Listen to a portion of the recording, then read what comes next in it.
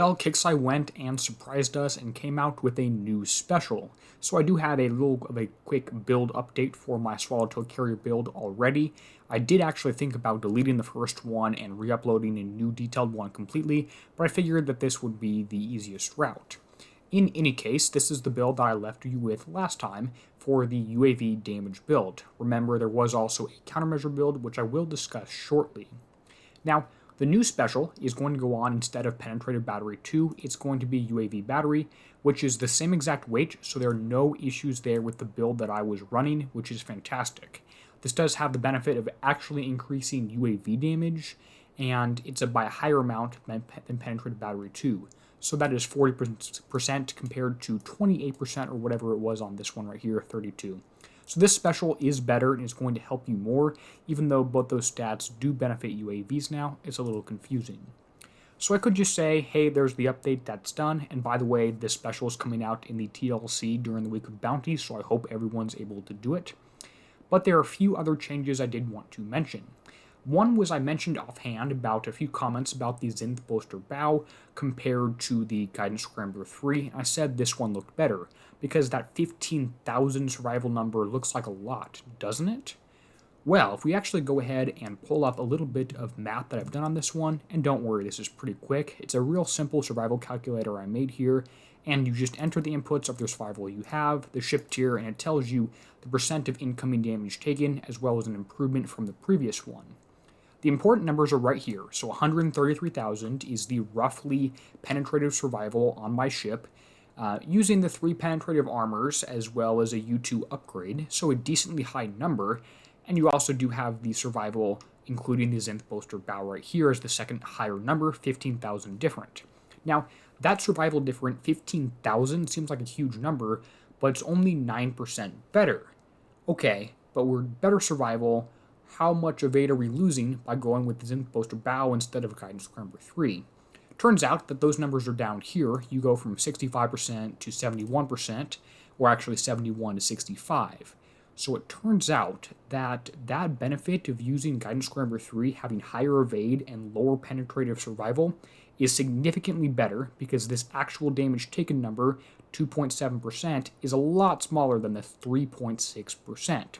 Which means that you want to go with Guidance Scrambler 3 over the Zenith Bolster Bow, at least if you're assuming that you're at U2, probably even lower than that, and you've got the same build and the same armor setup I do. You can play around with these numbers yourself if you wanted to, and see which one was lower. So in that case, if you're going to go with this build I was showing yesterday, you're probably actually much better off changing this one out here for Guidance Scrambler 3, and this doesn't really allow you to do anything else. The weight should still be approximately the same, and you do just lose some survival, but you gain some evade, much better against missiles, which again appear to be the primary damage source in this target. Okay, so that could be done. Well, except not quite. If you noticed on the last slide, I did also run out with a Hyper 30 build option because I've been actually looking at that one as well. I was reevaluating this build design here, and of course, without any testing done, it seems like combat speed is actually going to be really, really important. If you watch TSM's video, there's a bunch of times he has to kite out things, there's corrosive ships chasing him, that if he was just a little bit faster, which you can do with having 4 or 5 CICs, or having Hyper 30 on here, you could speed up and get away from. So at this point, it makes sense for me to go for Hyper 30 across all 4 or 5 ships, so you have the same combat speed and it's going to be faster. At this point, this is the build I'm intending to do now, although I'm actually going to be leaving these 2 specials blank for most of it until I can actually run through the TLC, get those build tokens, and we see the flag stats. So try and leave these last 2 slots open. I'm pretty sure on drone battery on most of the ships. Now, that does lead us back to the countermeasure setup. So you can only have 2 countermeasures per hole maximum, and I did mention you're going to want to go with between 2 and 5 rather than 10, because you don't need to deal with 200 incoming missiles a second. But actually, after Pegleg Daniel Baker was working on some of these targets, he was doing some slow motion recording of the ships and firing missiles, and it looks like some of these Kodiaks are firing 3 or 4 projectiles, 2-3 projectiles at the same time, so you need to deal with potentially more than 20 at the same time. He also noticed that the build looked really, really bad without having a countermeasure boosting special, be that the new one we got here, the it was a regular one right here, this one, or Countermeasure Loaders 4, either one of those should be fine, but it did look to be significantly better using a special here, and countermeasures were almost useless without.